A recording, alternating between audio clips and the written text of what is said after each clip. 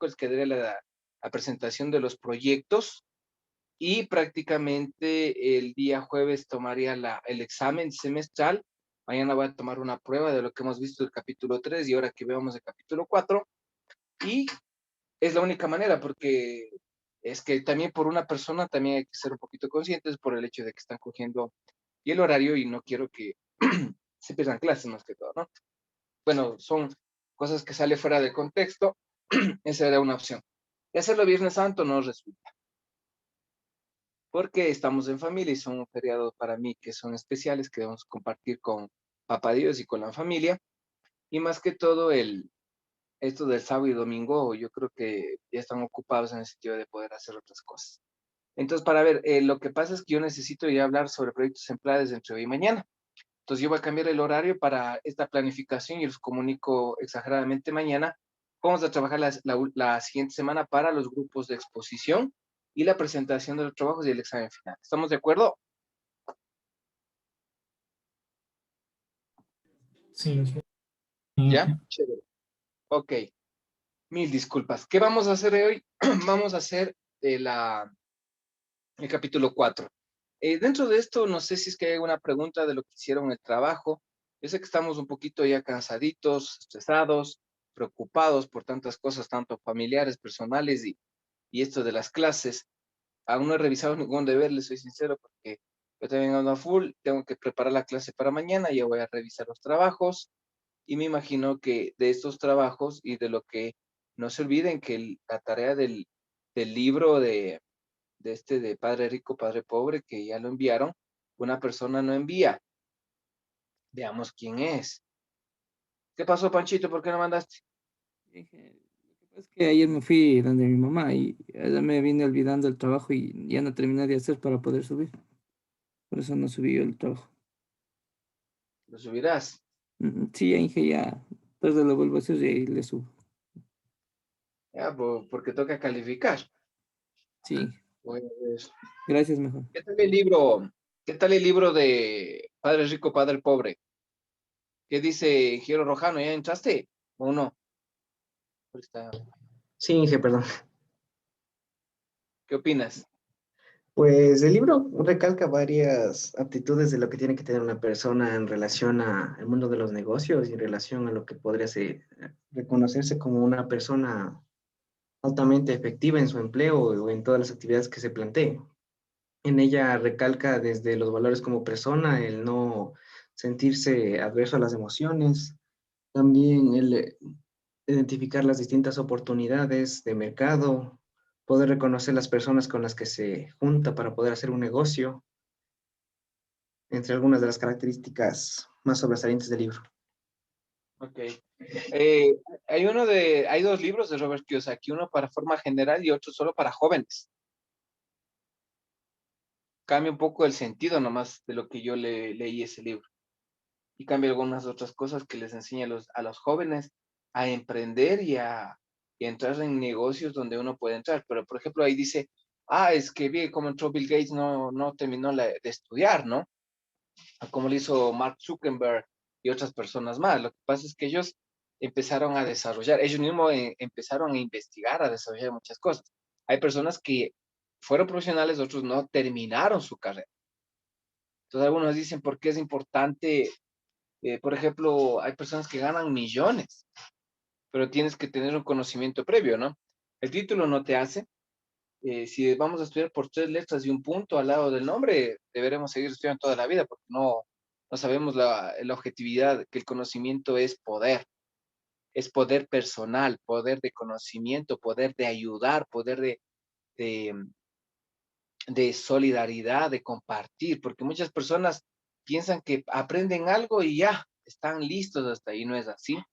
Uno tiene que aprender a, a compartir también los conocimientos, ¿no? Para poder hacerlo. Entonces, esos libros a mí me gusta, por ejemplo, el primero de Roger Fish también es bueno, ¿no? Pero bueno, el día de mañana hemos de tomar una pruebita en los últimos 20 minutos, ¿no? Ok, vamos a ver el capítulo 4, ingenieros. El capítulo 4 es evaluación económica. ¿Qué vamos a hacer en este capítulo 4? Aquí le pone 5. Lo que pasa es que a el de Semplades le puse después, por eso fue el capítulo 5, ¿no? Vamos a hacer evaluación económica. ¿Qué vamos a hacer? ¿Cuál es el objetivo? Dentro de la evaluación económica, lo que vamos a aprender es a analizar los conceptos y los parámetros para, a través de modelos matemáticos, para su análisis y aplicación en proyectos. Dentro de la agenda vamos a aprender cómo se calcula el valor presente y el valor futuro para valor de inversión. Métodos para la evaluación económica. ¿Cuáles son los métodos de evaluación? Que a veces son el BAN, el TIR, el beneficio-costo, el TEMAR, y hay otro que se llama periodo de recuperación. ¿En qué tiempo voy a recuperar? Que es el tema valor presente neto. También tenemos la tasa de retorno interna de retorno, que es el BAN. Y la relación entre distintos proyectos de inversión. Hay que tomar en cuenta la inflación y los errores que comúnmente lo hacemos cuando empezamos a hacer un proyecto y regularmente cuando hacemos una tesis o algún tipo de proyecto de investigación o cualquier área, ¿no? Se aplica en cualquier enfoque de.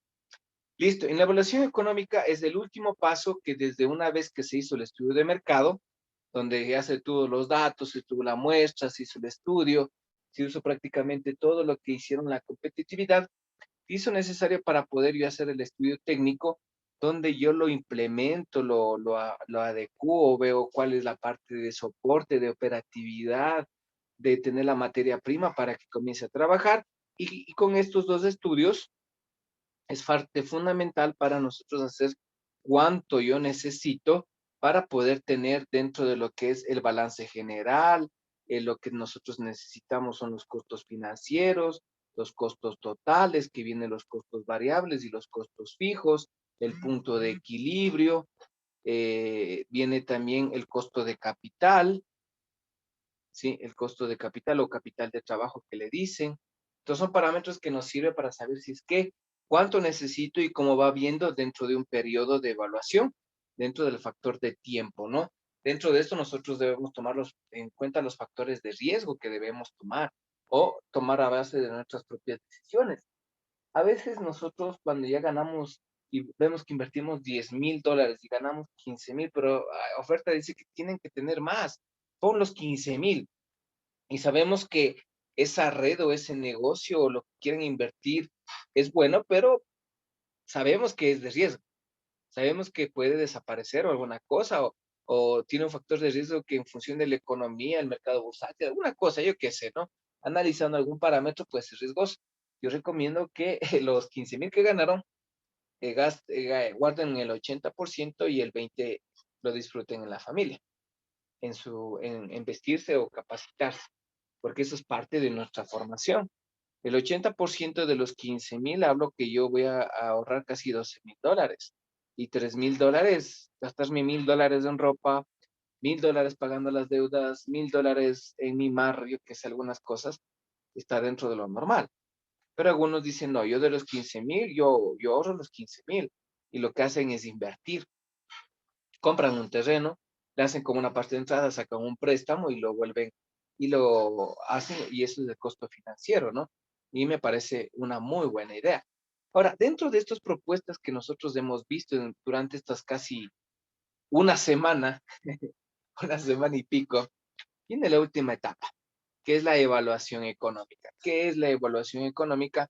Es evaluar los parámetros que yo tengo financieros para yo tomar una decisión. Pero estos datos que yo tengo basados en el estudio técnico, basados en el estudio de mercado, me van a permitir que la evaluación económica a través de modelos matemáticos como el BAN, el TIR, beneficio-costo, el TEMAR, hay la variable de, ¿cómo se llama? El interés simple o interés compuesto, lo que le dicen tasa simple, tasa compuesta, que no es nada del otro mundo, para saber cuánto también voy a proyectarme en recuperación.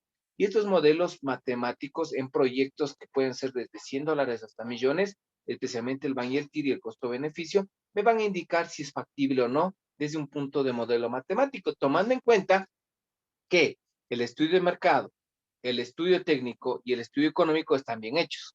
Si es que está mal diseñado o maquillado, prácticamente yo puedo tomar una mala decisión.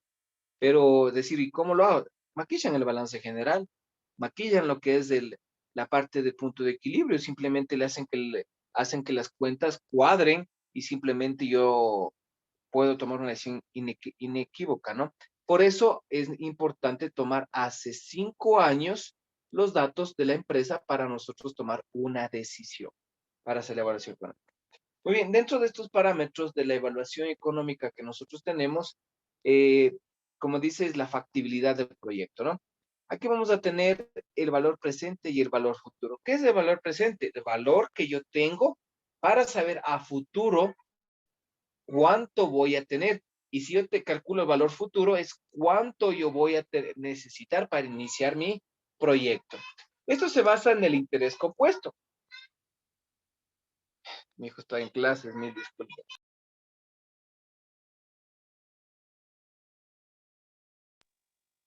Está en clases, perdón. A ver, dentro del valor presente y el valor futuro, nosotros tenemos el interés compuesto. El interés lo que hace es, se paga por un préstamo, ¿no es cierto? Estamos pagando una tasa de amortización.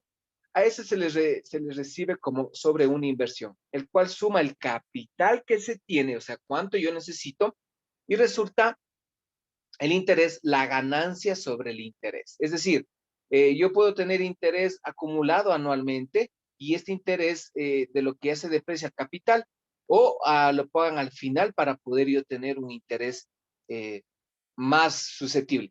Este valor de interés compuesto especialmente a las personas financieras, donde lo aplicamos nosotros en los proyectos. Cuando hago costos financieros sobre un préstamo o cuando yo hago una inversión, especialmente, ¿no? Por ejemplo, perdón, puede ser una inversión en el sentido que yo compro algún insumo y le hago un préstamo con pagaré para comprar materia prima, pero ellos me cobran un porcentaje de interés. Aparentemente puede ser un interés simple, pero interés compuesto, a diferencia del simple que yo pago interés sobre el capital. Aquí es interés y ganancia del interés acumulativo. Esas en pocas palabras para que lo entiendan. El valor presente prácticamente la cantidad que se va a invertir. O sea, necesito 50,000, necesito 20,000 para todo, ¿no? Necesito invertir. O prácticamente se lo hace desde el año cero. Cuando se hace la inversión regularmente es del año inicial o año cero. El valor futuro, en cambio, es la cantidad que yo tengo de resultado calculado de las ganancias que genera desde el año cero, paulatinamente en función del tiempo, sin retirar los intereses o ganancias generadas. Habla de inversión, ¿no? Por ejemplo, pueden ser ahorrados o pueden ser reutilizados dentro de la empresa, ¿no? Aquí tenemos una fórmula muy sencilla que dice que el valor futuro es igual al valor presente que multiplica a uno más a I, que es la tasa del interés de nominal anual, sobre M, que es el número de capitalizaciones al año. ¿Cuánto va a ser? 12 meses, cada 3 meses, lo que sea. Elevado a M por N, el número de capitalizaciones por el número de años. Es facilita la fórmula y de aquí despejo y obtengo la de acá, ¿no? Valor presente que va a ser igual al valor futuro y todo esto lo que multiplica pasa a dividir. Entonces el valor presente tiene relación con el valor futuro. Ahora, ya vamos a calcular este con la matriz, ¿no? Que se hace más sencillo y está configurado. Aquí vemos un ejemplo, ¿no? Si tienes $100 a una tasa de interés del 20% o 100 pesos le pone por aquí, ¿cuáles son los intereses generados durante el tiempo de 5 años? Muy bien, yo tengo el año 1 que le ponen, algunos le ponen año 0 también, pero a uno no lo hacen así. Tengo $100, el interés ganado desde el 20 es 120. Verán, el valor futuro, el 120, el segundo año es los 120 porque estoy ganando interés.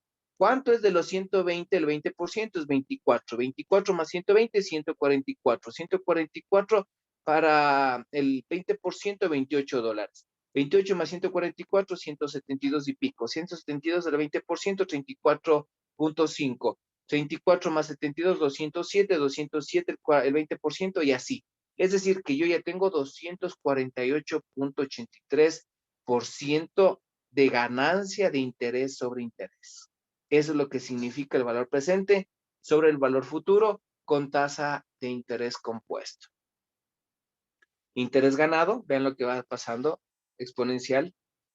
Valor futuro, es casi lineal, ¿no? Casi lineal. O sea, la pendiente, digo yo. La pendiente, no es tan exponencial, ¿no? La pendiente, digo yo, ¿no? Que no es tan, no se dispara, porque la tasa de interés es algo constante. Pero, ¿de qué varía esta tasa de interés? De algunos factores. Prácticamente también influye la inflación, que nosotros debemos considerar para tomar en cuenta estos valores, ¿no? Dentro de los, ya vamos a ver esa parte, ¿no? Dentro de los métodos, ya terminamos la teoría. Dentro de los métodos de evaluación económica son aquellos que nos permiten comprobar la rentabilidad económica de un proyecto, si es rentable o no. Estos le dicen sí o no. Entonces sabe que el dinero, si disminuye su valor real con el paso del tiempo a una tasa similar al nivel de inflación vigente. ¿Qué quiere decir esto? Yo tengo una inversión, $10,000, ¿ya? En función del tiempo, los $10,000 van a perder su vida, si se puede decir, su valor real. ¿Por qué? Si yo tengo $10,000 y tengo guardado 5 años, tengo $10,000.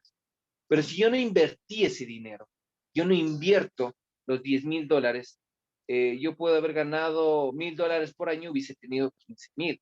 Estoy perdiendo el valor real. ¿Qué quiere decir con eso? Yo hace 5 años pude haber comprado en $10,000 un vehículo, un ejemplo, ¿no?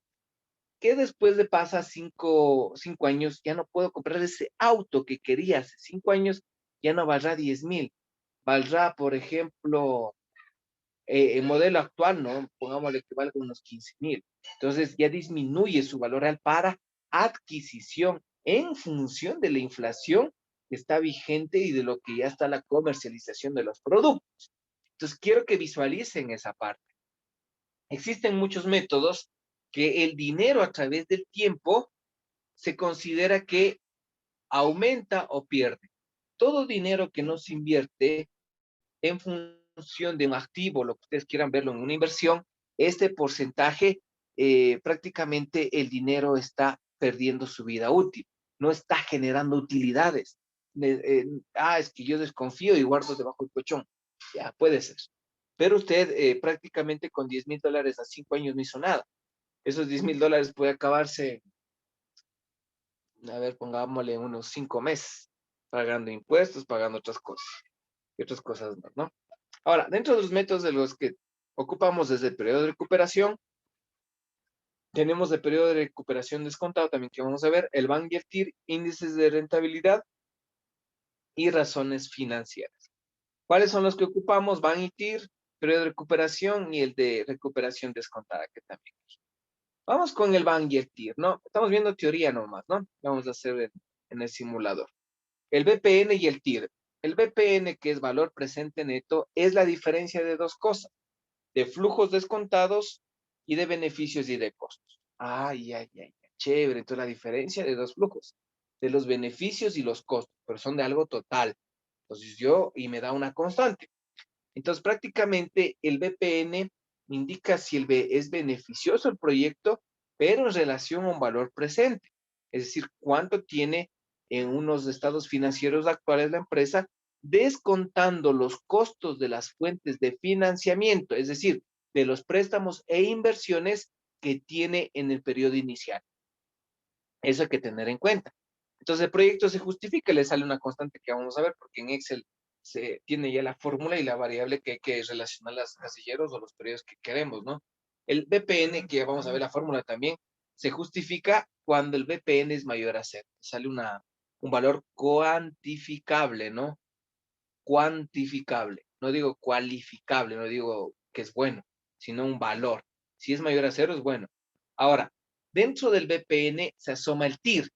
¿Cuándo se asoma el TIR? Cuando el BPN es 0. O sea, tienen una relación proporcional. Este TIR, que es la tasa de descuento, aparece cuando el BPR es igual a 0. ¿Cuándo aparece el BPN? Cuando es igual a 0, cuando los costos aparentemente son iguales a los beneficios, es decir, que tengo 0, ¿no? La TIR es la tasa que iguala la suma de los flujos descontados en la inversión inicial. Una inversión es aceptable cuando el TIR es mayor al costo de capital. Repito, el BPN es mayor a 0, chévere. El TIR, en cambio, si es mayor al costo del capital, al ciclo de trabajo, al costo del capital que ya vimos, si es mayor, es rentable, es bueno. pero si es menor, me dice que no es tan bueno. Si es igual a cero o es igual al costo de capital, significa que no voy a tener ningún tipo de ganancia, que simplemente estoy pasando el tiempo, ¿no? Eso me quiere decir. Ahora, puede haber proyectos de inversión que pueden ser, que estén mutuamente relacionados, que pueden ser dependientes o proyectos independientes. Es decir, que puedo tener dos proyectos al mismo tiempo. Entonces, cuando existen dos o más proyectos de inversión, cuando son independientes, no tiene que ver el uno con el otro, para relacionar el BPN entre el proyecto A y el proyecto B, es la suma de los dos. Sí, y es la suma de los dos, es en la parte financiera, no es como la parte lógica, ¿no? Que cuando era el y era punto, era como que fuera multiplicación, ¿no? Y cuando era uno o el otro era como una opción, era una suma, era bien este o el otro, ¿no? En cambio aquí necesita que los dos se sumen, por eso son independientes. Ahora, cuando los proyectos son dependientes, proyectos sustitutos, el proyecto se reduce a la rentabilidad de un proyecto B. ¿Qué quiere decir eso? Yo tengo un proyecto A y un proyecto B. Tengo que hacer la primera parte del proyecto A para poder ejercer el proyecto B. Una vez que yo ejerzo el proyecto B, el resultado es el mancomunado de los dos. Pero si ejerzo la parte A, tengo el B.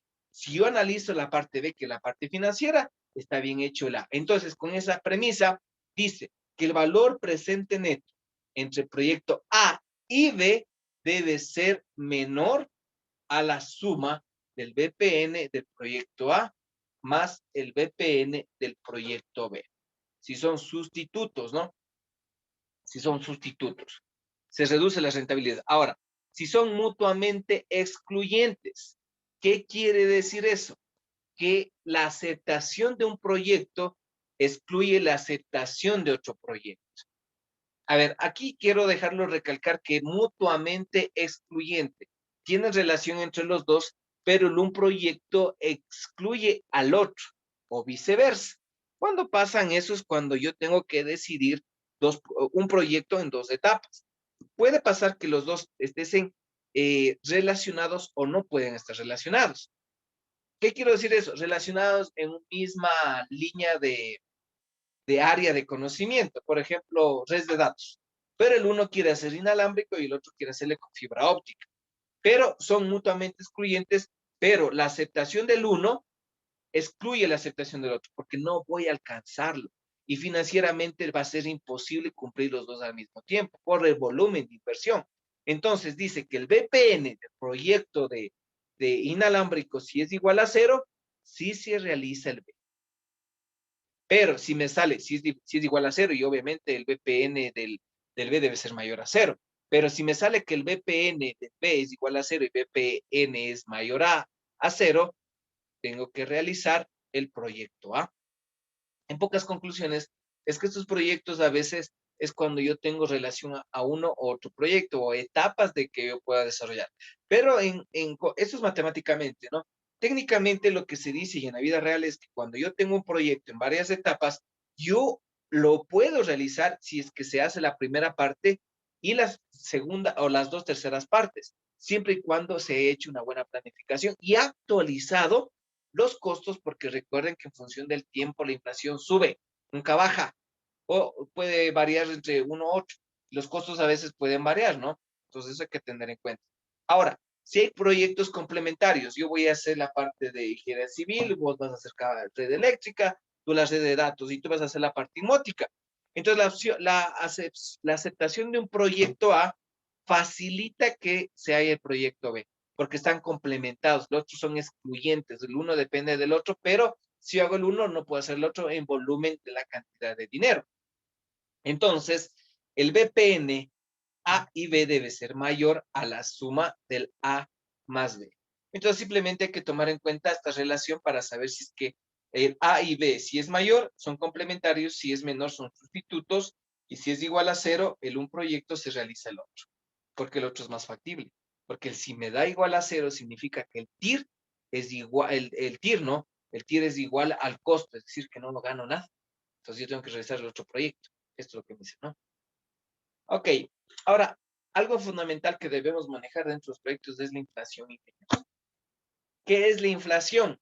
La inflación es la tendencia de los precios a aumentar a lo largo del tiempo. Por eso pierde la vida útil el dinero. Si usted en función de la inflación, la tasa de interés, usted invierte o así gane 10 centavos, ese dinero no pierde el 100% de su vida útil, ¿no? Eso hay que tenerlo en cuenta. Cuando hagamos una evaluación económica dentro de los métodos, siempre hay que tomar en cuenta la inflación, porque esa nos va a dar un valor real. Y si no le tomamos en cuenta, puede causarnos un mal análisis y cuando nos revisen el proyecto nos pueden llamar la atención, ¿no? Al momento de evaluar el proyecto hay que tomar en cuenta los flujos de moneda. Hay que tomar en cuenta especialmente cuando se trabaja en flujo de moneda corriente en lugar de constante. ¿Qué quiere decir eso? La moneda corriente es, por ejemplo, la que nosotros puede variar cuando hay otra moneda local con la moneda comercial, como por ejemplo, pongámonos en Colombia, como tienen los pesos colombianos con el dólar, moneda corriente, en lugar de una constante que nosotros no tenemos otra moneda que puede ser nacional con la que circulamos, que es la del dólar, ¿no? Entonces, en esa manera nosotros podemos tener esas variaciones de, de variaciones de flujo de dinero en variación de tiempo, porque la inflación sí afecta, puede ser que el cambio de la moneda puede subir más alto y la tendencia es que los productos pueden bajar su costo, pero obviamente el que maneje dólares, ¿no? Y si no, la inflación en las personas que viven en ese país prácticamente subirán o costearán más, encarecerán más su vida en ese país, ¿no? Otra cosa que la inflación también se realiza sobre monedas constantes, ¿no? En países, pero con bajo índice de inflación. Por ejemplo, el dólar también no es tan estable, ¿no? El euro es estable, varía por algunas cosas, por el petróleo, transacciones, la guerra, algunos parámetros que debemos tomar en cuenta, ¿no? Por ejemplo, en países con alto índice de inflación se recomienda el manejo de moneda corriente. Como por ejemplo, ¿cuál? Venezuela. Imagínense, en Venezuela tiene 1 millón de pesos, 50 centavos. Imagínense si llega eso acá. Madre mía. Yo soy muy respetuoso, ustedes sabrán por quién vota, pero debemos tomar una buena decisión por quién votar, ¿no? Ojalá Dios nos permita elegir bien para que la inflación no se tienda. Han tratado de manejarlo por la pandemia, lo veo que han inyectado mucho dinero, pero lo malo es que estamos endeudados de aquí hasta 3 generaciones, creo. O sea que hasta sus nietos tienen que pagar o no nos libramos nunca de esos préstamos, ¿no? La inflación es mucho por las decisiones económicas que se haga la inversión y todo lo que se hace de política interna y externa dentro del país para que los países permitan la comercialización, se inyecte liquidez, importación de dólares, exportación de dólares y hay un equilibrio dentro de esto. Y por eso se maneja la inflación. Cuando se dispara la inflación por factores sociales, por requerimientos de insumos de importación, o sea, cosas que nosotros debemos considerar. Vamos a la última parte de la teoría que dice cuáles son los errores de la gestión de proyectos. ¿Cuáles son los errores? ¿Me van a ayudar? Porque yo ya me estoy secando. Vamos a ir, el primero va a leer y me va a dar un ejemplo, ¿no? Primero vamos a empezar con el señor Galarza, después el señor Pérez, señor Briceño, señor Ramos, señorita Abril, señor Zurita, señor Freire, señor Flores, señor Gómez, señorita Carrera. Son 18, así que no se preocupe si nos alcanzamos, casi la mayoría. Después viene señor Manobanda, Joana, ahí viene Juanito, Juan Barreno, ahí viene la Ejera Guerrero, ahí viene la Ejera Zapata, Nathan, Sarita, y hasta ahí creo que nos va a alcanzar para ver cuál es su punto de vista. 1 minuto para que lo lean y puedan revisar esa parte. Y ya empezamos.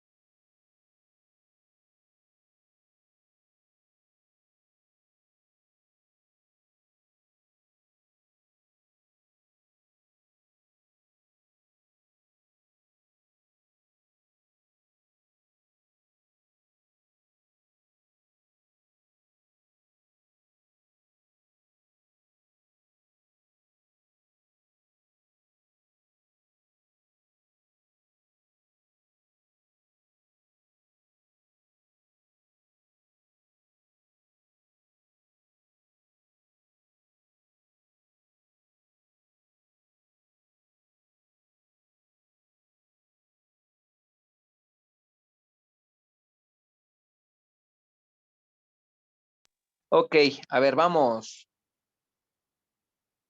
Vamos, ingeniero Galarza, vamos de primero.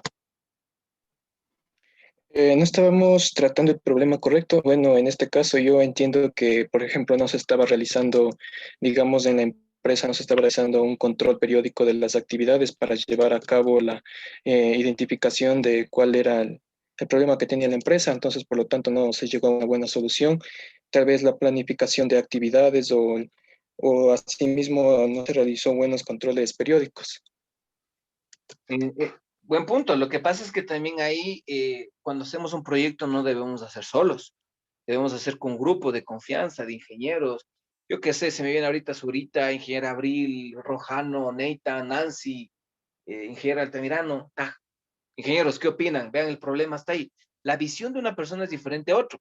No están pensando en una sola cabeza, sino ya estamos hablando de 7, 8 ingenieros, que tal vez uno por ahí puede ver de diferente manera. Por eso a veces el problema no lo estamos analizando, no lo estamos en realidad también solucionando correctamente en su totalidad. Y eso hay que tomar en consideración, ¿no? Ok, muy bien, ingeniero. Vamos con la siguiente persona. Sí, señor Pérez, diseñamos lo que no era.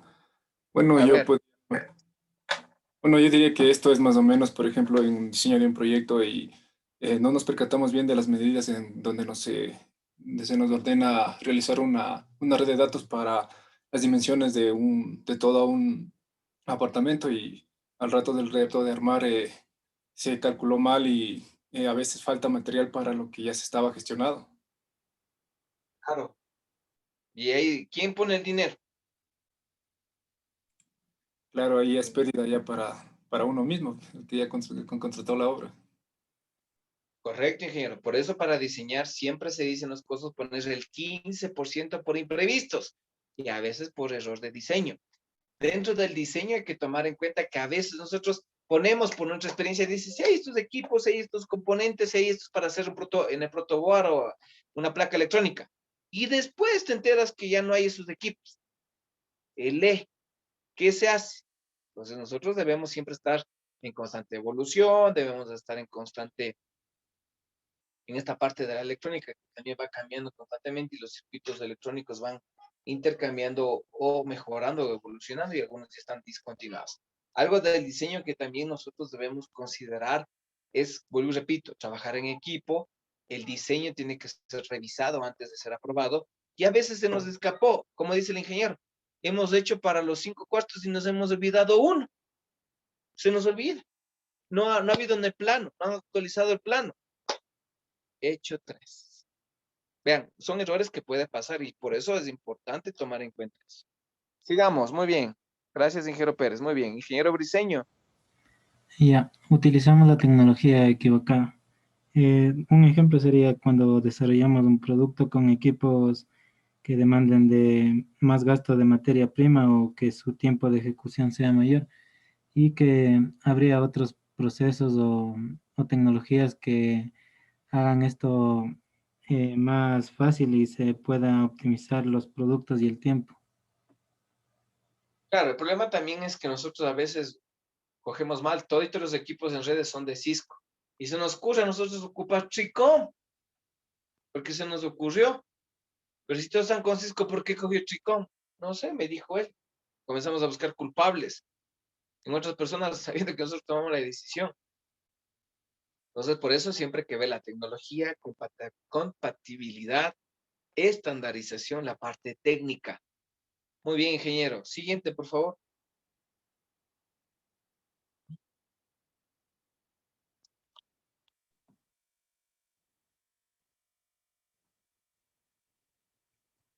Entonces dice, no diseñamos una buena agenda para el proyecto. O sea, lo que quiere decir que no hacemos una planificación diaria y qué tipo de actividades se van a realizar y en qué grupos para poder sacar el proyecto adelante. No diseñamos una buena agenda para el proyecto. ¿Qué pasa si es que hacemos un proyecto que no fuera de tiempo adecuado y nos pasamos de tiempo? Perdemos recursos, quedamos mal, somos malos gestionadores más que todo, ¿no? Gestión, ¿verdad? Que somos administradores, planificadores, organizadores, todo lo que es la parte de gestión. Ok. Siguiente persona. No contábamos con el patrocinador adecuado. En este caso ya vendría siendo problema de, digamos, de la empresa con la que estamos trabajando, o incluso la misma nos ayuda con proveedores o material para la implementación del proyecto, pero estos resultan, o sea, malos. Más que todo, no nos da ningún beneficio, sino solo nos trae problemas. Claro, ok. Verás, esto de patrocinador, o el término de patrocinador es alguien que nos ayuda económicamente, ¿no? Dentro de una empresa. Esto le habla de la parte social. Por ejemplo, como tú dices, el punto ingeniero es el proveedor. ¿Qué pasa si no contamos con un buen proveedor y qué pasa si es que el proveedor nos comienza a dar equipos que no son buenos? Vean, por ejemplo, no es por nada, todo el mundo sabe que la parte de los chinos o los coreanos, la calidad es más o menos, ¿no? Pero, por ejemplo, si vamos a algo diferente, entonces podríamos mejorar esa parte. Tenemos que hacer un buen estudio. El patrocinador también tiene que ser alguien de confianza, o los proveedores tiene que ser alguien que nosotros debemos analizar sus referencias comerciales y su historial para nosotros poder seguir haciendo negocios con esa persona o esa empresa, ¿no? Eso debemos hacerlo. Muy bien. Siguiente, por favor. El equipo no congeniaba. Yo creo que esto se refiere más que todo cuando invertimos en equipos que en realidad en nuestro proyecto no nos va a servir. Quizás no estamos dando una buena calidad del producto que estamos sirviendo. El equipo no congeniaba, dice, como que estuviera de mal genio, ¿no? Lo que pasa es que a veces nosotros nos demoramos. Por ejemplo, vamos a instalar un toma corriente. No, si eso es facilito. O me instalo eso. ¿Qué pasa si es que taladro y se me va mucho más el taco Fisher? ¿Qué pasa si es que se me aísla la tuerca? Lo que iba a hacer en media hora ya se sobra, ¿no? ¿Sí o no? Entonces son cosas que nosotros debemos tomar en cuenta. En esto del equipo que no congenia, es tecnología. Ver que el equipo hay que ver si es que nosotros vamos a trabajar con hardware libre, software libre, y ver cosas que el equipo también no hemos visto el voltaje. Pagle quemamos. Permíteme un ratito, estoy con el estudiante, listo, de una tesis de maestría también para vernos 4:30. Ya. Entonces, el equipo no congeniaba, es prácticamente porque el equipo está mal configurado. Y otra cosa también fundamental, ¿qué pasa si es que el equipo ya comienza a tener fallas? Tengo que instalar nuevamente ¿cómo se llama? Se fue el nombre, no es el firewall, es el que tiene la versión del sistema del software. ¿Cómo se llama? De los equipos, por ejemplo, para actualizarle en un rack, en un switch, ¿cómo se llama? Cambiándole el firmware. Voy cambiándole firmware porque algunos proveedores cuando le hacen tutoría, cambias la versión del firmware, o sea, actualizas la versión del software y ahí le permite haber una parte de compatibilidad. Muy bien, gracias. Siguiente, por favor.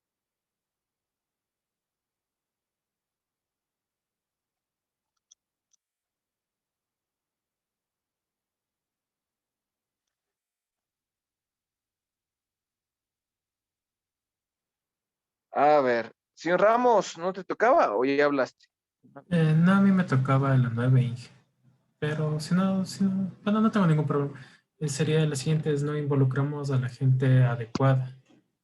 Yo lo que le entiendo por no involucrar a la gente adecuada es que por lo general, muchas de las veces cuando se subcontrata para tal o cual persona haga tal o cual actividad, la persona no está totalmente calificada o solo tiene un conocimiento empírico de las cosas, entonces no sabe cómo cuidar, por decir que quieren cuidar un equipo que es, digamos, tienen que fusionar con una fusionadora, entonces solo sabe empíricamente cómo fusionar la fibra óptica, pero no sabe cómo manejarla correctamente y puede causar ya sea daños en el equipo o definitivamente dañar toda la estructura. Así es. Dentro de eso también es que a veces involucramos a la gente y no les explotamos las cualidades. Por ejemplo, el señor Ramos es bueno para para AutoCAD, por ejemplo, digo yo. La ingeniera Abril es buena para programar en Python y les cambio de funciones. Yo solito les cambio. Yo aparte de eso creo un mal ambiente laboral, la gente no se siente bien, hay que desarrollarle, hay que desarrollar, porque si tú eres bueno en algo vas a seguir desarrollando esas cosas bien. Y aparte de eso, involucrarlos a la gente también, claro que la gente va a ganar experiencia, por eso cuando iniciamos también tenemos que capacitarle a la gente. O sea, por más experiencia que se tenga, a veces siempre se va a cometer algún error. Eso hay que tener. Ok, gracias, ingeniero, muy bien. Estefanía ya habló. Francisco Freire, por favor, ayúdame con el número 8. ¿A quién? A mí, Yo ya hablé. Ah, ya, Estefanía. sí. 8, Adelante. no comunicamos adecuadamente lo que estamos haciendo. Bueno, aquí, por ejemplo, me dio la idea de que a veces nosotros como ingenieros usamos palabras técnicas, dificultando a otras personas que son ajenas al área, por ejemplo, un contador, un administrador, a que entiendan. Entonces, no existe una comunicación fluida y no podemos, por ejemplo, nosotros comunicar el avance del proyecto, el estado, ya que, o sea, como decir, cada quien tiene su conocimiento en su propia rama y ahí es cuando no existe una comunicación activa en el proyecto. Ok, muy bien, porque los proyectos son multidisciplinarios. ¿Qué pasaría si yo le digo a usted, pásame cable balanceado? ¿Qué me diría usted? O sea, y por ejemplo, yo en este caso no entendería. Si yo le dijera, pásame cable balanceado, sería un cable coaxial. Usted me diría, de 50 ohms tenga. Como usted dice, son cositas que a veces nosotros tenemos que, la parte técnica, ¿no? Y no sentirnos mal, porque, vuelvo y repito, parte del ambiente laboral cuando uno empieza a trabajar, y eso es lo que ya el próximo semestre tengo otras cosas, y les adelanto los que van a seguir mi materia, tienen que para cada parcial, el próximo semestre voy a trabajar con 11 puntos sobre 11, pero tienen que seguir un curso online, gratis, en la Universidad Politécnica de Madrid o cualquier universidad, pero que sea gratis.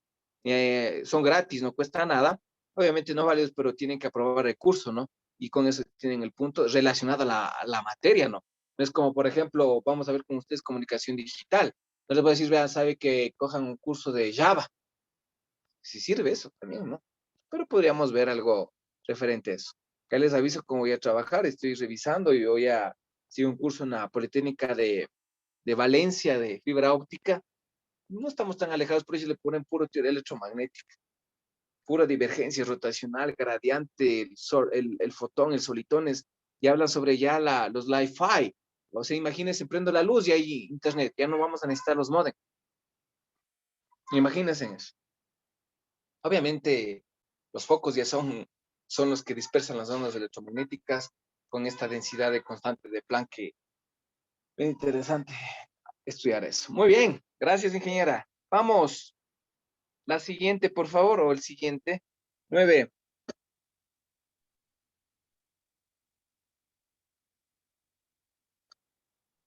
Ingeniera Guerrero, no le escucho yo. Ya escucha, Ahí sí le escucho, ingeniera, ya está gritando también.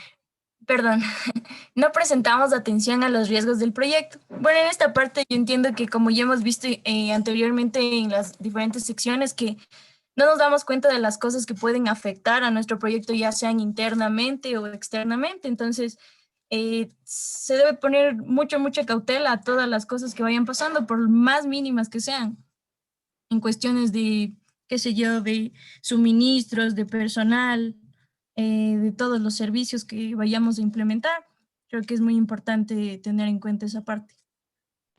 Claro, muy bien. Riesgos de proyecto en las cuestiones de administración especialmente, ¿no? A veces no asignamos el rubro necesario hasta para los seguros, ¿no? No, es que no va a pasar nada, no va a haber una sobrecarga. Hay un terremoto, se dañó, pero si estuviera seguro, el riesgo del proyecto se va al piso. Usted no aseguró los vehículos, no aseguró a la gente, no aseguró la parte técnica. Es una pérdida tremenda. Usted puede ir a la quiebra por eso. Gracias, ingeniera. Siguiente persona, por favor. El proyecto costó mucho más de lo que esperaba. Bueno, esto se podría dar porque no se hace correcto, digamos, un correcto estudio técnico de lo que va a influir en el proyecto. Esto se va dando cuenta a medida que se va ejecutando el proyecto y se va dando cuenta que el presupuesto inicial en realidad no va a alcanzar. ¿Y qué haría si es que no alcanzó el dinero? Hacer otra vez, como usted dijo, eh, una evaluación técnica. ¿Pondrías de tu bolsillo? Mm, no, creo. No lo haría. Lo que hago es un reajuste económico, cumplo los objetivos, pero llego no al valor máximo que me pedía, sino al valor mínimo, pero cumplo el proyecto. Una. Segundo, si el proyecto costó mucho más, debo tomar en consideración que yo tengo que justificar porque ahí vienen los sobreprecios, ahí viene lo que se llama tráfico de influencias, viene lo que es de montón cosas que vienen a hablar en esto. Eso hay que tener mucho cuidado. Aquí hay que tener mucho de los principios de ética porque nosotros a veces decimos el proyecto a veces tiene un valor y a veces le dimensionamos. Si a veces el valor le dimensionamos y nos sobra algo, podemos reinvertir en el negocio y obviamente poner equipos de alta calidad. Pero si costó mucho más y yo gasté mucho más, yo tengo que justificar. Si es servicio público, puedo ir hasta la cárcel. Eso hay que tener mucho cuidado, ¿no? Mucho, mucho cuidado. Por eso hay que hacer, como dijo Estefanía, hay que hacer con una buena contadora o un buen abogado, no porque es mi amigo, mi amiga, y recién sale y aprende. Tengo que ver uno que sea bueno de contratación pública, uno que sea bueno para pago de la parte tributaria, cosas que debo manejarlo y que me deben ayudar. No por la amistad, yo también me voy a comprometer y todo lo que yo hice, un capital, puede irse en una sola mala decisión, ¿no? Muy, muy bien. Siguiente persona, por favor.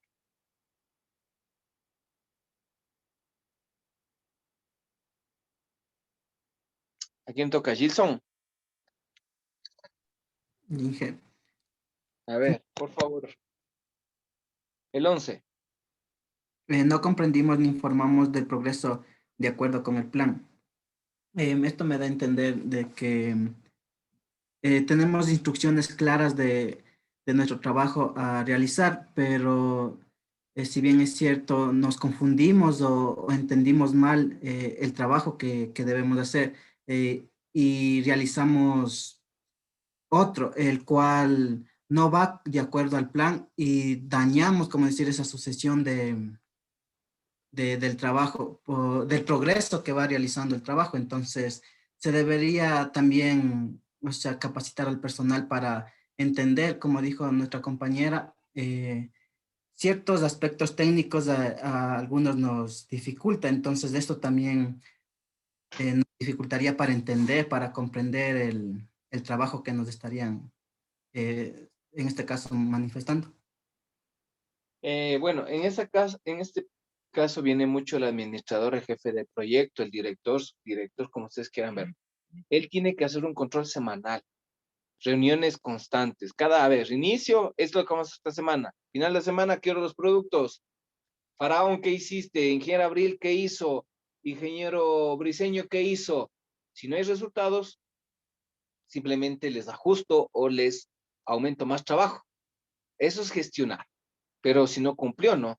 Pero si ha habido un buen trabajo, no, yo te encargo esta parte y comienzas, ¿sabes qué? Necesito que maneje esta parte presupuestaria y que le ajustes a tal. Entonces voy motivando a la gente. Entonces mucho tiene que ver, por ejemplo, en la planificación y en la dirección del proyecto, ¿no? Ok. Siguiente persona, por favor. Intentamos hacer demasiado. De acuerdo a esto, yo entiendo que no estamos haciendo el proyecto de acuerdo a las actividades, o tal vez por dejar una buena impresión del servicio, intentamos agregar algo o adicionar al proyecto y fallamos en el cálculo y salimos perdiendo en el proyecto. Bueno, al intentar hacer demasiado significa que una sola persona primero no puede hacer todo. Tengo que delegar funciones y confiar. Mucho tiene que ver en las capacidades de los demás. Otra cosa que tú también dijiste que era muy importante es que nosotros debemos cumplir los objetivos basados en las metas desarrollados en las actividades que ponemos. Punto. Acabó. Si queremos hacer algún valor agregado, siempre y cuando nos alcance el tiempo y la parte presupuestaria, podríamos hacerlo. Algo fundamental dentro, debemos informar el avance y las reuniones quincenales o mensuales con la comunidad o donde se haga o la persona que esté pagando el proyecto para informarle lo que estamos haciendo y para que vea la seriedad del profesionalismo de las personas que están haciendo el proyecto. Muy bien. Siguiente persona, por favor. No realizamos suficientes pruebas. En este caso, viene a mi mente en el momento en el que nosotros decidimos hacer un proyecto, pero en este caso, si es de algún producto, nosotros no, existen momentos en los que nosotros, por ejemplo, ya hacemos una prueba de funcionamiento y seguimos haciendo, hacemos como 5 pruebas de funcionamiento, en este caso, por ejemplo, y no son las suficientes, ya que esto no aprueba la factibilidad tanto del producto y no va a permitir que este tenga una buena, ¿cómo se diría? El funcionamiento, un buen funcionamiento dentro en sí, dentro del área en la que se está aplicando, porque por ejemplo puede ser incluso hasta el cable de estructurado o de algún equipo el que nosotros necesitamos verificar que la viabilidad del proyecto sea correcta. Ok. A ver, dentro de estas de las suficientes pruebas, si hacemos, vamos dos cosas. Una cosa es tener un prototipo y la otra hacer un proyecto, que es lo mismo, ¿no? Que casi, pero la diferencia es que el prototipo tiene que tener un proceso de validación basado en las encuestas para hacer en cuántas personas van a validar el prototipo. Si yo, por salirme y decir bacán, chévere, ya me fui, debía hacer 100 pruebas y solo hice 30 y maquillo las 70. Y después el producto no satisface, se daña, se quema, cosas por el estilo. Una vez que se hace ese proceso, tengo que hacer el estudio comparativo técnico y la validación con la parte técnica, como dijo la ingeniera, del estándar y la normativa para diseño de prototipos, especialmente la electrónica, especialmente, por ejemplo, la tarjeta, si está el tamaño, la estandarización, el grosor del cable, o sea, cosas que debemos considerar. Si nos vamos a redes, por ejemplo, como algo dijo Joana, que es real, ¿no? Por ejemplo, si no realizamos pruebas, no, hicimos el patch core, pero chévere, no medimos la atenuación, que debe ser 0, ¿no? Y por ahí salió 0,1. Por ahí son 40 patch core o 40 cables de conexión. 0.1 pues ya son 0.4, ¿no? O 4 decibeles, perdón. Ya suma y la red comienza a tener fallas.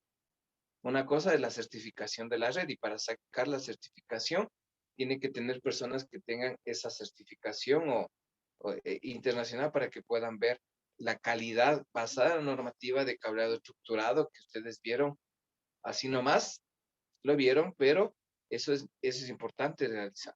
Muy bien. Gracias, Joana. Siguiente persona.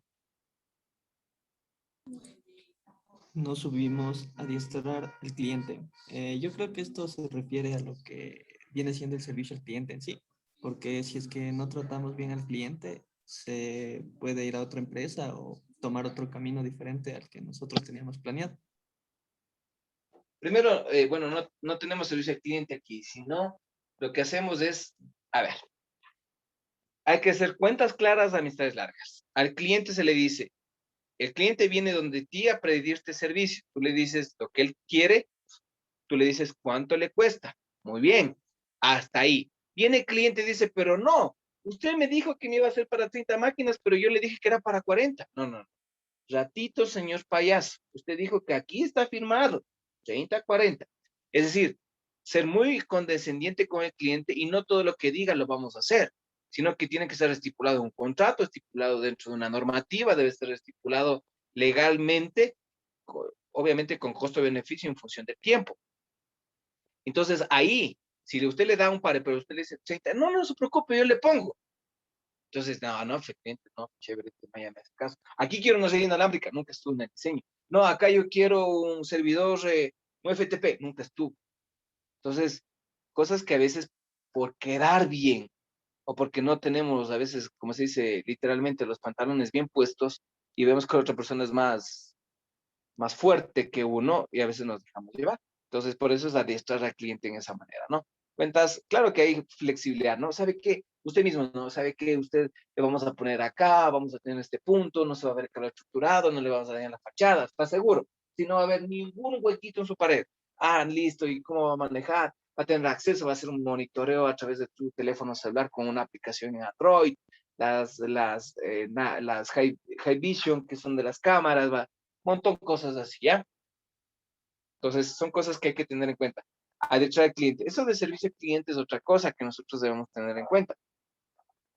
Servicio al cliente es para tener las notificaciones o los requerimientos que quiera el cliente para mejorar, suspender o renunciar a un servicio. Y nosotros tenemos que convencerle al cliente que no se vaya. Porque no debemos. Viene un cliente y dice, ¿sabe qué? Ya me voy. No, ya no quiero este servicio. Ah, bueno, firme aquí. Esa no es la función de servicio al cliente, sino es convencerle al cliente que se quede con el representante. El caso, usted tiene dentro de esto aumentar megas, hablamos de un servidor de internet, ¿no? Mejorarle el servicio, darle promociones, pero que el usuario no se vaya, pero con una buena actitud y también diciéndole cuáles son los motivos para buscar las soluciones y que eso nos sirva como retroalimentación para mejorar el servicio. Muy bien, siguiente persona.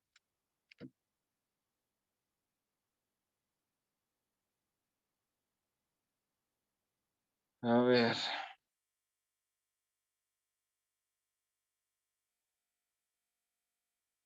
Yasmín. Sí, dije, yo ya participé. Participó usted. Ya, gracias. Ah, es que está en el, es que estoy de acuerdo a lo que está en el Zoom. Ingeniero Altamirano. Ya, dije, no me tocaba, pero ya. Dígame la Dice, 15. no tiramos el enchufe del proyecto cuando deberíamos haberlo hecho. Para mí esto es cuando, ejemplo, nos ofrecen un servicio y no cumple las expectativas, pero el producto puede hacerlo, pero nosotros no, o sea, no damos la capacidad. Que, por ejemplo, como por decir, CNT nos ofrece un paquete, pero CNT puede ofrecer más en ese paquete. Entonces, ellos están aptos para poder darnos más, pero quizá por, no sé, por malos estudios, una mala decisión, ellos no lo hacen, pero en sí están en la capacidad de hacerlo. Pero verdad que usted está hablando desde el punto de vista de usuario. Aquí estamos hablando cuando desarrollamos un proyecto. Cuando usted le ponga como ingeniera a cargo, ¿sabe qué? Ingeniero Altamirano, yo quiero que me va a hacer una Richipón o una FTTH que vaya a toda la ciudad de la Izamba. Entonces ahí le dice, vea, sabe que necesitamos que el proyecto tenga esto, que el proyecto aumente esto, que el proyecto tenga más usuarios, que el proyecto tenga este tráfico. Entonces, no tirar del enchufe del proyecto cuando deberíamos haberlo hecho, es decirle de avanzar hasta cierto punto. Yo tengo una planificación hecha del proyecto. Tengo etapas de proyecto. Etapa 1, etapa 2, etapa 3. Etapa 1, muy bien, hice el estudio, pero comienza en la etapa 2 de implementación a decirme, ¿sabe qué? Más usuarios, no contemplé eso, no le dijeron esto, el otro. Y ahí es cuando yo, en etapa 1, perdón, del proyecto, podía haber dicho hasta aquí. Y otra persona que haya hecho el diseño, la implementación. El problema de todo esto es que cuando alguien hace un diseño y alguien viene a coger ¿cómo se llama? La implementación del proyecto, ahí vienen las críticas. Pero ¿por qué nos van a criticar? Si cuando uno hace un diseño hay un fiscalizador en la empresa. Ese fiscalizador va a revisar tu proyecto y te va a decir, bien, está ahora sí bien, ahí le pagan. Caso contrario, no le pagan. No es que porque yo me presento y me van a decir, ¿sabe qué? Ya está esto, ¿no? El fiscalizador va hasta que cumpla los requerimientos de que está firmado en el proyecto. Entonces, se cumplió el diseño, digo, no, hasta aquí nomás y hago la implementación. Y como veo que hay problemas de retraso de pago, no me dan los equipos, entonces yo ya sabía que iba a pasar eso y yo debía haber dicho, no, hasta aquí nomás debía haber hecho mi etapa de mi proyecto. Por eso es importante analizar los factores de riesgo. Lo que usted me hizo era desde el punto de vista del usuario, ingeniero. Y esto es desde el punto de vista de gestión, ¿ya? Ok, vamos con la siguiente persona. Nancy, creo le tocaba. Sí, tropezamos en la línea de meta. Yo entiendo que es cuando se realiza algún producto y al último momento se decide hacer algún cambio y ese cambio va a afectar en alguna norma que ya hayamos establecido en el proyecto. A ver, primero hay que definir qué es línea de meta. Línea de meta son, a ver, vamos a esto. La línea de meta es cuantificable, es decir, nosotros vamos a dar internet a 10,000 usuarios y el tope máximo de la línea de meta, ahorita están 10,000, la línea de meta es 15,000. No llegué a los 15,000, llegué a los 12,000, pero yo le di plata para los 15,000. Ingeniera Nancy, ¿qué hizo con esa plata? ¿Qué hizo? No llegó a la meta. ¿Qué diría usted? Que tal vez hubo costos adicionales o que no se consideraron algunos costos variables del proyecto y por Podría eso no ser, alcanzó para todos. correcto, pero ahí viene otra cosa. Pueden hablar de corrupción, pueden hablar que se ha llevado el dinero. Entonces son cositas que nosotros, aunque no lo crean, debemos tomar en cuenta. ¿Verdad que ustedes tropezamos? ¿Por qué tropezamos? Porque no nos fijamos. Cuando usted, ingeniera, sea líder de cuadrilla, vean, vamos a dar a 15,000 abonados por ahí, no cumple y en función de tiempo se da cuenta que solo llegan a 13,000. Usted tiene que ver las maneras, tiene recursos, lamentablemente no alcanzó, no gestionó bien el dinero. Y simplemente lo que se hace es llamarle la atención y decir que usted es una mala administradora. Por eso es importante manejar mucho el tiempo. Yo sé que a veces ahorita es muy complicado, pero hacer tus proyectos han quedado de lado, pero cuando ya, entre comillas, se vuelva a la normalidad en el 2024, más o menos, 2024, que creo que llegaremos a la normalidad sin que nadie muera, prácticamente se tomará nuevamente eso, porque esa es la realidad. Gracias. Siguiente persona. En la 17, el vendedor no cumplió con lo que debía. ¿Sí se me escucha? Sí, Nathan. Ah, ya ves. Como la otra vez, no. Ya, bueno. Lo que yo puedo llegar a entender con esto es, por ejemplo, digamos, la empresa CNT nos viene a ofrecer un plan de 20 megas, nos hace la instalación adecuada, todo lo que tiene que ver con la parte de ellos, y al momento que el usuario decide comprobar si es que el plan que contrató es el que tiene, va, por ejemplo, a lo que hay en internet, el speed test, para medir cuántas megas tiene la velocidad, para así decirlo, y los FPS que tiene. Entonces ve que está por la mitad de lo que se supone que está estipulado en el contrato. Eso puede ser un incumplimiento de lo que viene haciendo nuestro vendedor, nuestro proveedor. Otra forma aquí también podría ser si es que le vemos desde el punto de vista considerando el tiempo. Digamos que se hace un contrato de aquí a un año y se supone que en ese año nosotros debemos montar toda la infraestructura, implementar todo el cableado necesario de fibra óptica en un barrio, pero si no se llega a cumplir en ese tiempo previsto, es donde va a comenzar a haber problemas. Pueden llegar a denunciar por incumplimiento del contrato y distintas maneras similares. Ok, muy bien. Tú haces desde dos puntos de vista, Neita, me parece muy bueno. Otra cosa que a veces cometemos nosotros es confiar. Confiar en, no digo que esté mal, pero a veces por algo dicen en la Biblia, ¿no? Algo ahí está, leerán lo que dicen, ¿no?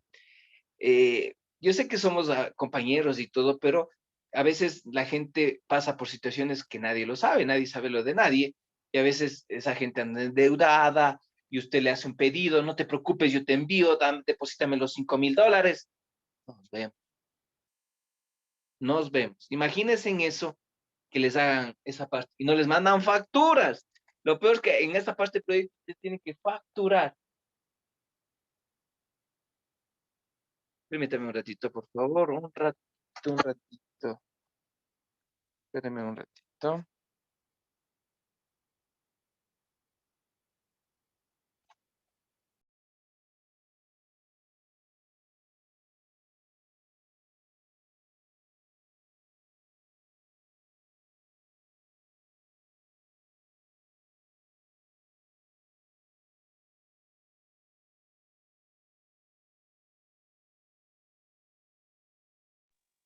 Perdón.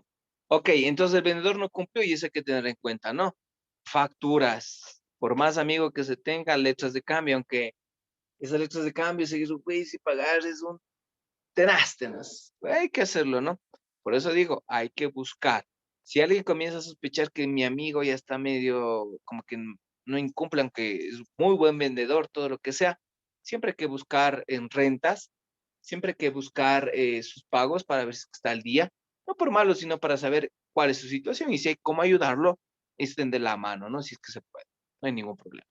Y la última, por favor. Ya, la 18. No teníamos un plan B por si el producto fallaba. Yo creo que este más pasa, bueno, en su mayoría puede pasar en productos de innovación o que recién llegan al mercado, ya que uno nunca sabe ya después de muchas veces de uso qué es lo que el producto puede fallar. Entonces creo que sería bueno realizar más pruebas con el usuario para así tener un plan de soporte técnico y que no nos coja como de sorpresa cualquier falla que pueda tener el producto y poder solucionarlo rápido.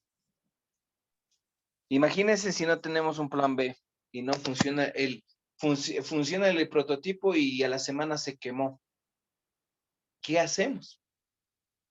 ¿Qué haríamos? ¿Qué haría usted, Sarita?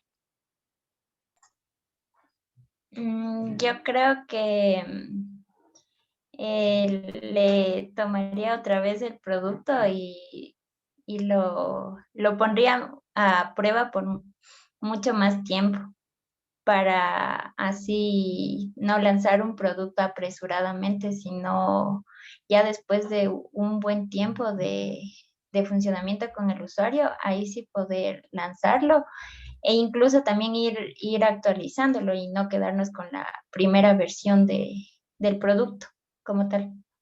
Ok, verán que cuando en telecomunicaciones trabajamos, siempre tenemos que tener un plan B. ¿En qué sentido? En datos, ¿no? Si yo mando en fibra óptica, tengo que tener un sistema de microondas, un sistema de backup. Falla el uno, funciona el otro hasta arreglar. Cuando yo hago un producto, yo tengo que tener, si me funciona el uno, se quemó, yo tengo que tener ya predispuesto un sistema de respaldo, la tarjeta hecha, los componentes listos para poder soldarlo. Y verifico antes de poder hacerlo, supongamos que he hecho mal el diseño, un puente, o algunos hacen los puentes. Verán que en Baquelita ya no van los puentes más, ¿no?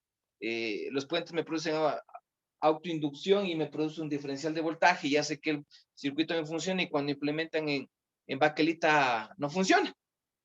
Entonces son cosas que debemos tener en cuenta. Muy amable, Sarita, gracias. De todas las características de los errores son todos los más comunes que hay en la realidad.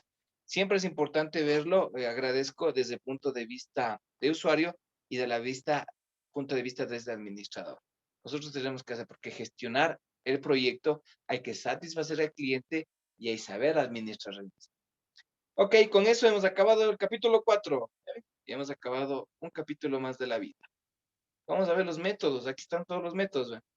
1, 2, 3, 4, 5, 6, 7, 8, 9 métodos que vamos a ver. Vamos a descansar 5 minutos, es las 3:17, 3:25 nos vamos a ver 8 minutos para ver esta parte entre hoy y mañana, ¿no? No es que sea de apuro. Tranquilos, descansemos hasta las 3:25, 8 minutos.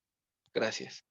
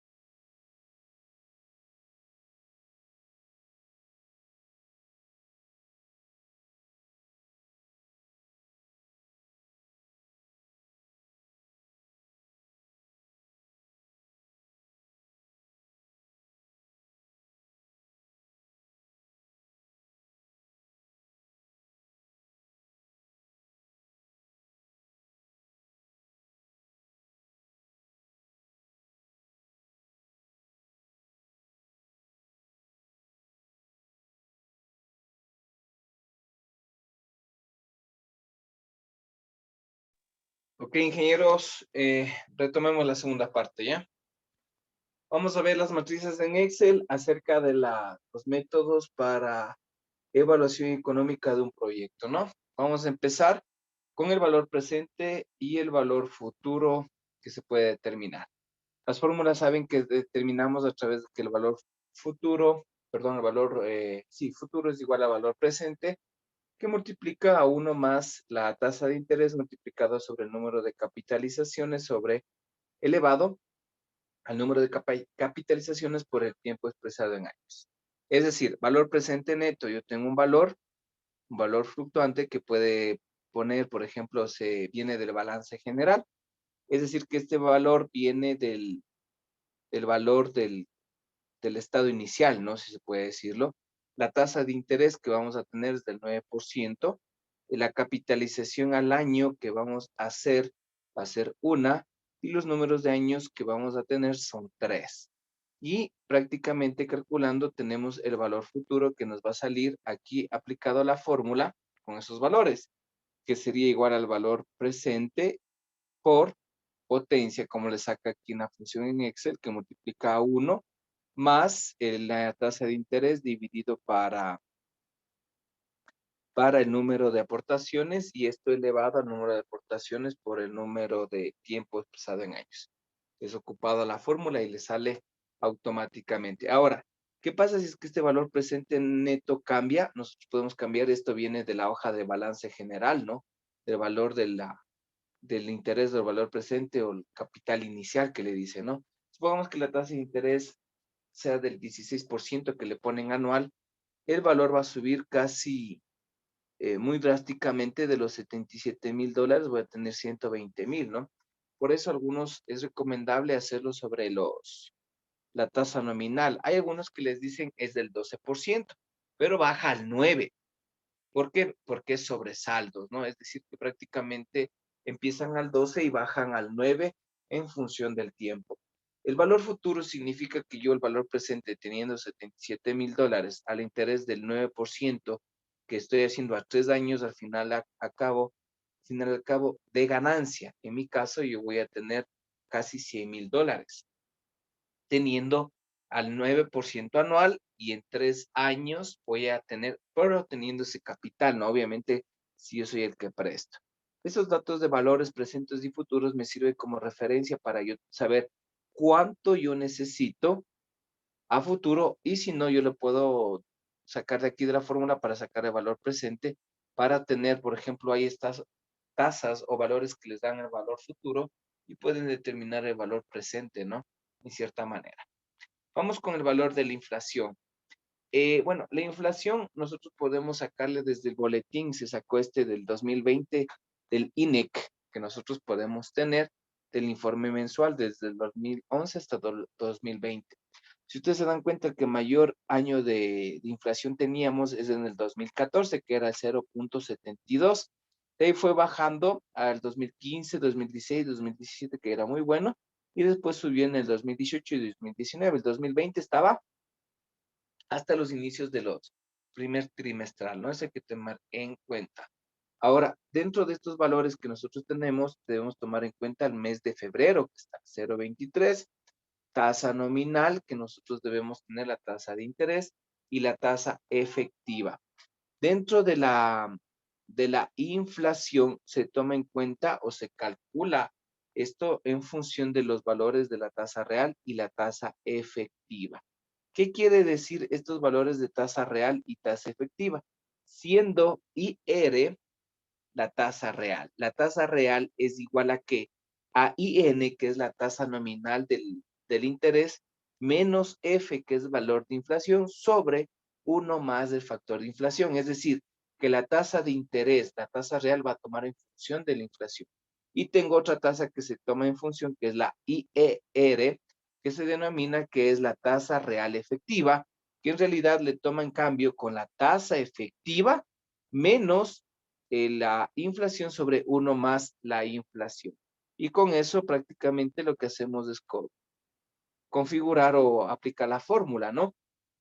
Que sería en este caso la tasa real, que sería el valor de tasa nominal menos la inflación sobre 1 más la inflación, y tenemos la tasa real que me sale que es del 8,75, que sería. Es decir, la inflación en tasa real al mes de febrero, la tasa real es del 8,75. La real efectiva, la que se debe aplicar en función de la tasa efectiva que nosotros debemos tomar, datos que viene del Banco Central, es del 8,95%. Entonces la inflación afecta la tasa de interés, y esta tasa de interés obviamente me va a afectar a lo que es el valor presente y el valor neto, ¿no? Que también estaríamos con el I, que es la tasa de interés nominal, que eso también tiene mucha relación. Para eso están las dos.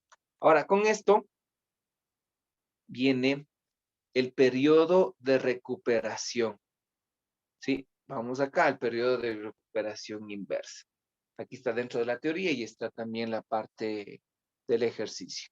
Bueno, este periodo de recuperación inversa es uno de los métodos que se aplican, pero a corto plazo. ¿Sí?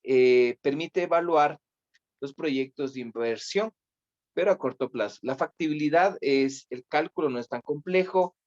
También me sirve para tener, aquí debo tener datos de liquidez dentro del proyecto y también los riesgos que se debe tomar en cuenta a corto plazo.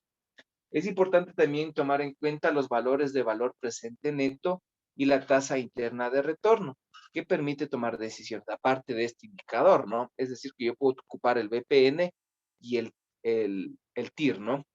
¿En qué consiste el PRI, que es el periodo de recuperación inversa? Es un instrumento que me permite medir el plazo de tiempo, ojo, que se requiere para que los flujos netos, los flujos de caja efectivo de una inversión recuperen su costo a su inversión inicial. Es decir, ¿cuánto yo voy a importar y en qué tiempo voy a recuperar mi inversión? Para eso me sirve este método.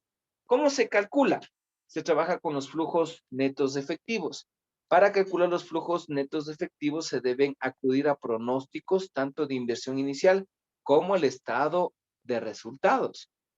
Entonces, la inversión inicial supone los diferentes desembolsos de la empresa desde el año 0, y para hacer los desembolsos deben ir con signo negativo, ¿no? Que son los flujos negativos que son cada año.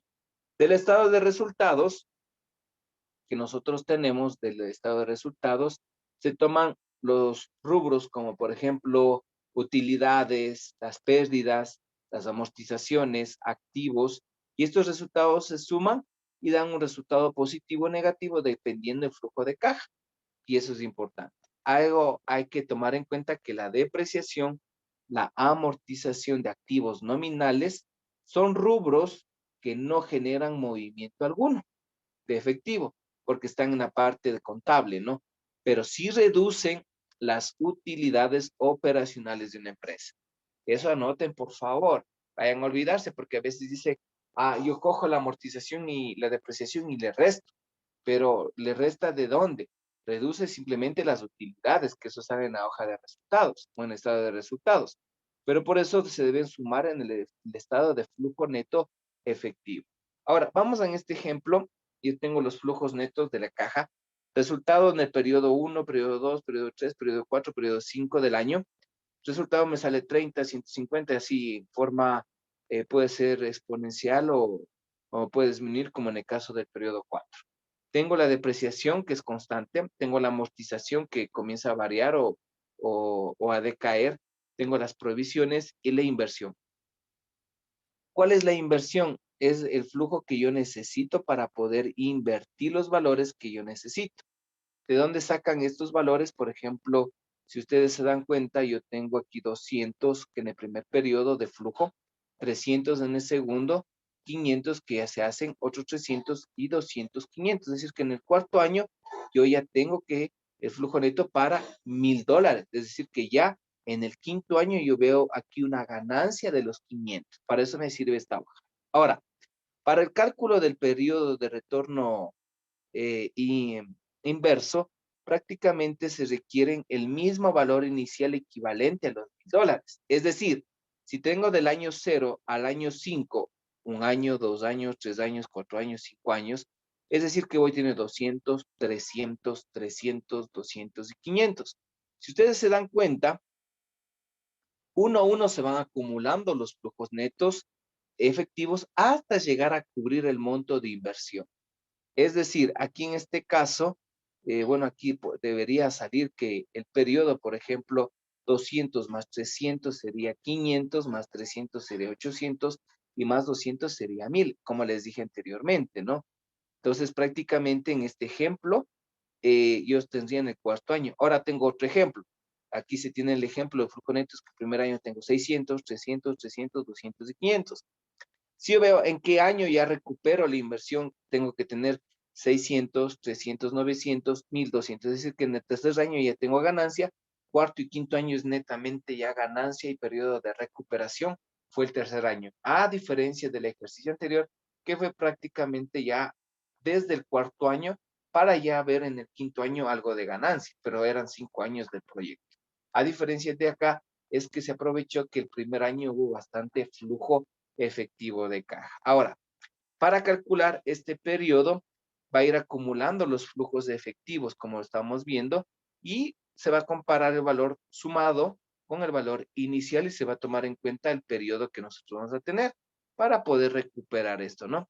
Con esto se va a analizar, en este caso, por ejemplo, yo tengo aquí 600, 300, 900. Si yo tomo los 2 primeros años, el resto de los 1000, tengo 100, sumado los dos. Y la inversión asciende a los 1000, es decir, que no tengo aún ganancia. Pero si voy en el siguiente año, no recupero, ya tengo 300. Entonces, pero de los 300, ¿cuánto me falta? Me falta solo 100 de este ejercicio. ¿Cuánto me sobra? 200. Entonces, para calcular el tiempo que hacen en el periodo, lo que hacen es dividir los 100, que es para completar los 1000, de divide para 300, el total, que sería 0.3. Entonces, el periodo del tiempo que va a recuperar es de 0.33%. De un año, si hablamos de 12 meses, hablamos que de 0.3 a 12 sería más o menos 3 meses y medio, ¿no? Como promedio del periodo de recuperación. Pero ya tomado los 2 primeros años, sería 2 años con 33 meses, o mejor dicho, sería 2.33 periodos. Ahora, es lo que hacen y lo que quieren determinar es el tiempo. Lo que hace el flujo interno de retorno basado en los flujos es saber el tiempo que recupera la inversión. Lo que hace es, como tengo 2 meses, multiplica 30 días por 0.33. Entonces multiplico que en 2 meses sería 9.9 días más o menos para que hagan la relación. Entonces, en este caso, suponiendo que la proyección es a 30 días, el periodo de recuperación sería 2.33. Es decir, que va a ser a 2 meses, porque tengo 2.33, más 9.9, que sería 10 días aproximadamente. Esto es en meses. Ahora, si fuera en años, está poniendo un ejemplo en meses, ¿no? Si fuera en años, fuera 2 años, perdón, 2.33 sería 2 años más 3 meses más 29 días aproximadamente. ¿Cómo calcula eso? Hace 2 años, que sería 12 meses por 0.33, que sería más o menos 3.96. Este 3.96 multiplica por 30 y le sale los días. Y ahí sí ya me sale que es prácticamente a 2 años, 3 meses, el 3, y le quita el decimal y le multiplica por 22.8, que es 29 días. Bueno, el periodo lo que les da es de tiempo exacto basado en flujo neto. No es nada del otro mundo, pero sí es necesario calcularlo. Ahora, todos estos cálculos vienen basados en los flujos de caja, ¿no? Que nos dan. Aquí les sale inversión menos, y hay que ver las utilidades del flujo y saber en qué año van a recuperar. Si sale exacto, bien. Y si no, dicen 4 años. Si no les sale, tienen que hacer la regla de 3 proporcional en meses, en años, para saber el tiempo exacto, ¿no? La ventaja de todo este tipo de método es que me permite ver los periodos en lapso de tiempo, ¿no? La desventaja que tiene es que a veces ignora los flujos efectivos más allá del periodo de recuperación. A veces dice el tiempo, pero no me dice exactamente, ¿no? Pero algunos le hacen con regla de 3. A veces estos modelos solo se aplican en cortos plazos, no a largos plazos, porque a veces se sesga el valor. A veces sale muy irrisorio o a veces sale muy distorsionado el valor, ¿no? Que prácticamente ignora el valor del dinero en el tiempo cuando se aplica, ¿no? Por favor, eso hay que tener en cuenta. Ahora, hay otra forma que saca el periodo de recuperación. A veces no ocupan este método, ¿sí?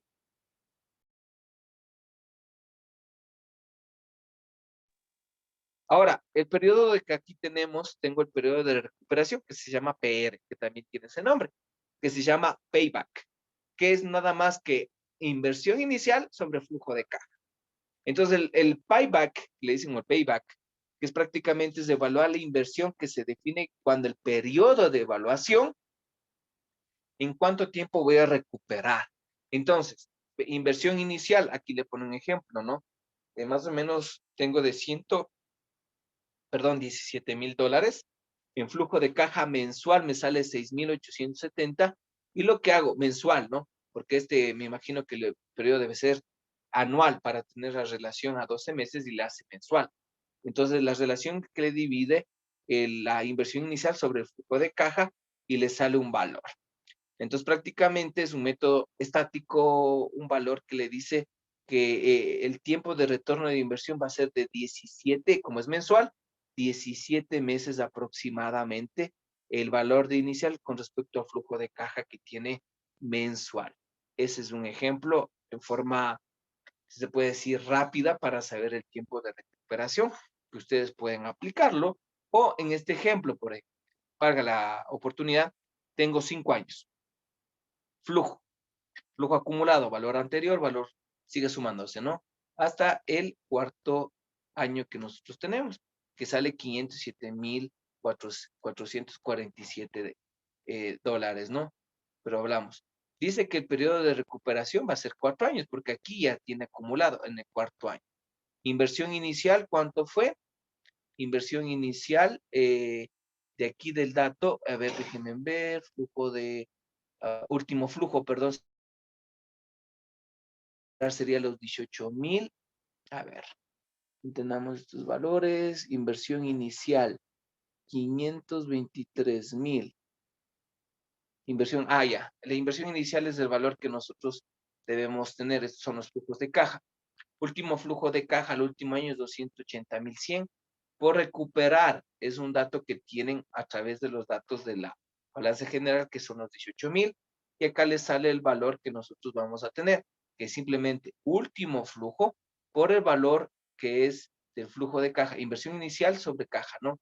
Inversión inicial que nosotros tenemos del total, que sería sobre el valor que vamos a tener en flujo de caja, y nos sale que es 0.06 en meses. Es decir, que el tiempo de recuperación con los datos tomado en cuenta con el flujo acumulado sería de 4 años con 0.006 meses, que sería más o menos, ¿cuánto sería? Tendríamos que multiplicar, a ver, voy a multiplicar, no tengo aquí calculadora, no. A ver, sería 30 por, ¿cuánto es? Por 0.64. Más o menos sería 4 años con 19 días, más o menos le tengo yo. Porque sería el 0.06 por 12. Sí, por 16 días. Hablamos de 4 años con 15 días. Pero este es de un valor residual tomado en cuenta el valor de inversión inicial sobre el flujo de caja, que nosotros debemos considerar. Vuelvo y repito, nosotros debemos tomar en cuenta estos valores. Son datos que nosotros estamos ingresando, pero estos datos deben tomarse en cuenta de la evaluación económica, es decir, que viene del balance general, del flujo de caja y otros valores, ¿no? Eso hay que considerar, por favor, ¿sí? Ahora, viene el periodo, el método de recuperación, el método de periodo de recuperación de la inversión descontado. Este método toma en cuenta el flujo de caja histórico y el flujo de caja descontado. Es decir, acá le pone el valor acumulado. Acá vamos del año inicial, es ¿cuánto pongo? 30,000. Bueno, aquí estos valores cuando le vean en 30 es como hablar en millones, ¿no? 30 millones, 5 millones, 4 millones. En algunos casos le hacen así, pero vamos a manejarle para valores pequeños, para manejarle como 30,000 para hacer la referencia. Entonces, si ustedes se dan cuenta, yo tengo menos 30 primero. Acumulado menos 30. El segundo año ya tengo 5%, 5,000 y le voy descontando, como es un valor positivo, le voy descontando 30 menos 5 el de acá, me sale prácticamente 24. Igual le sigo restando 24, 24, ¿hasta cuándo? Hasta cuando yo lo hago. Aquí yo tengo a 8 años y veo que el siguiente valor en el periodo 7 y 8 aproximadamente comienza prácticamente ya a ser positivo. Entonces, el PRIT está entre el periodo 7 y 8 y es aproximadamente de cuánto del valor acumulado. Aquí hay que tomar en cuenta que va a ser positivo, como el de acá, vean, el acumulado. 30 menos 30 es 6, 24, 6, 18, 6, 12, 6. Acá ya fue 0. Acá ya es en el cuarto año y acá ya empiezo a ver ganancia, pero todo es con el flujo de caja. Entonces, si ustedes se dan cuenta, en un año corresponde la variación de 0.79 más 2.91, es decir, que es de 3.7, es decir, que corresponde a 0.79, es igual a 0.29, que va a calcular, por ejemplo, los valores en función del tiempo. Sí, lo que pasa es que me fui yo acá al general para poder buscarle en función de la tasa en la tasa de lo que va pasándose del valor inicial de que es negativo al positivo.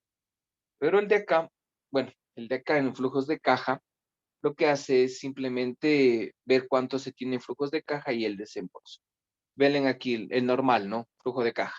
30, 20, tengo 14 acá, ¿no? El acumulador, 30. La diferencia entre ingresos y desembolsos, 6.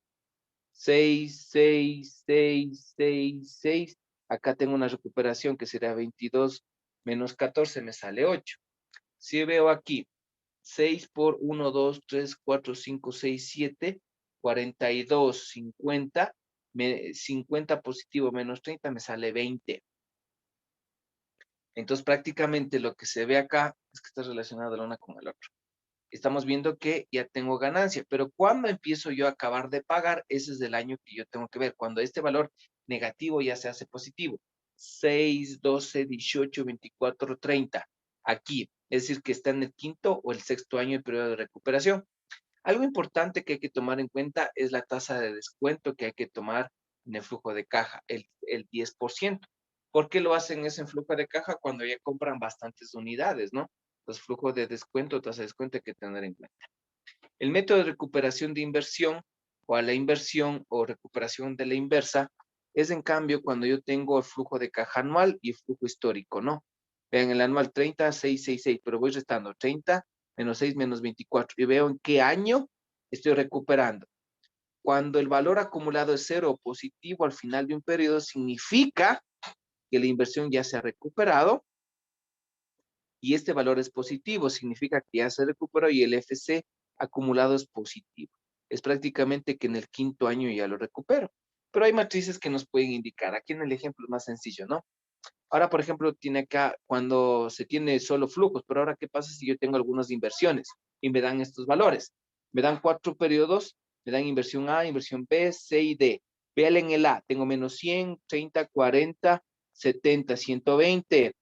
Acá el total 80, es decir, que ya tengo ganancia de $80. Acá 240, acá ya no llegué, menos 130.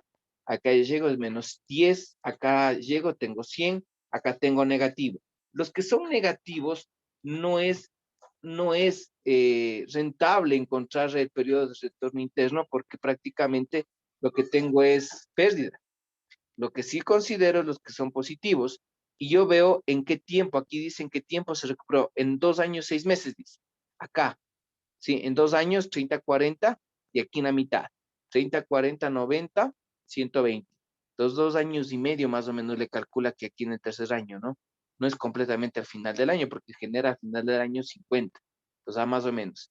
Acá no le va a calcular 1 y 4, entre 1 y 4, es decir, que acá tiene un valor de ganancia, de inversión, perdón, menos 100. Gana 100, gana otros 100, invierto nuevamente los 200, menos 200, y gana 200. Es decir, que en el primer año ya recuperó del primero, y en el cuarto año recupera lo que invirtió en el tercer año.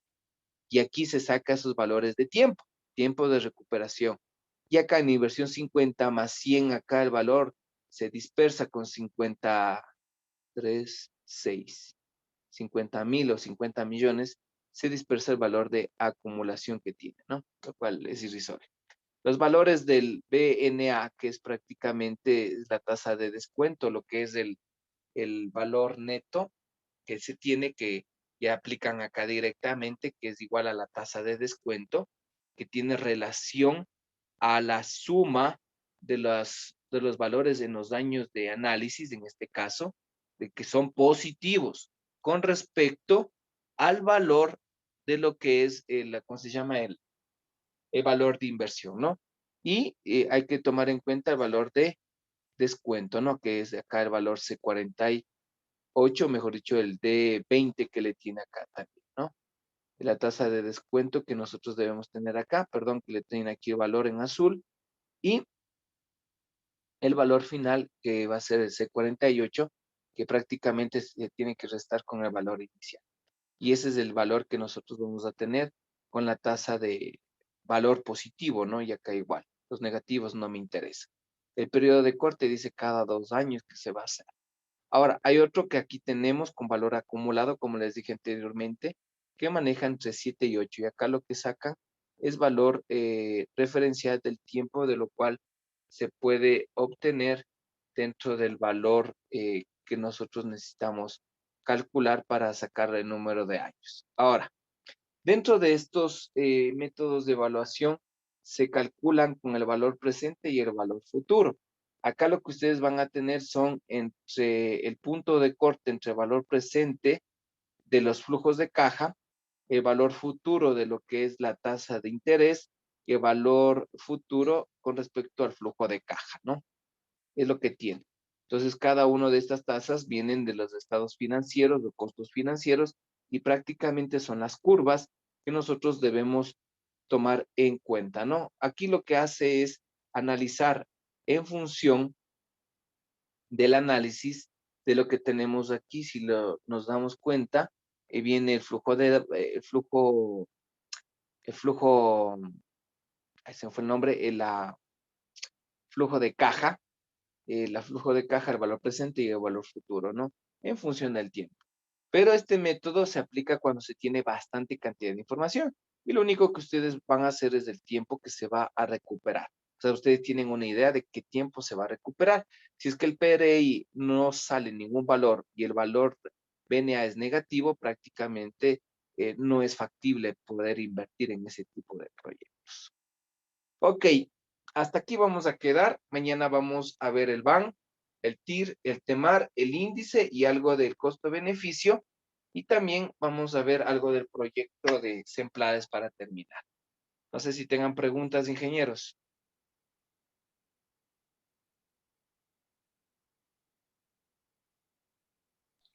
Inge, disculpe, mañana íbamos a recuperar a las 7 de la mañana, ¿verdad? No, no vamos a recuperar.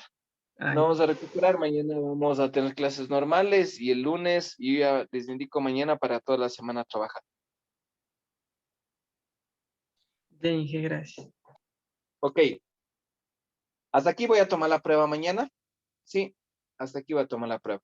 Revisen una prueba pequeñita de 10 preguntas que tengo que hacer y de lo que hemos hablado, de lo que hemos conversado, no hay nada del otro mundo. Tampoco voy a tomar cosas diferentes. Lean bien y mañana ya les pongo una prueba, por favor. Nos vemos mañana. Cuídense mucho. Muchas gracias. Hasta luego, Inge. Hasta mañana. Hasta luego, Inge. Hasta mañana, Inge.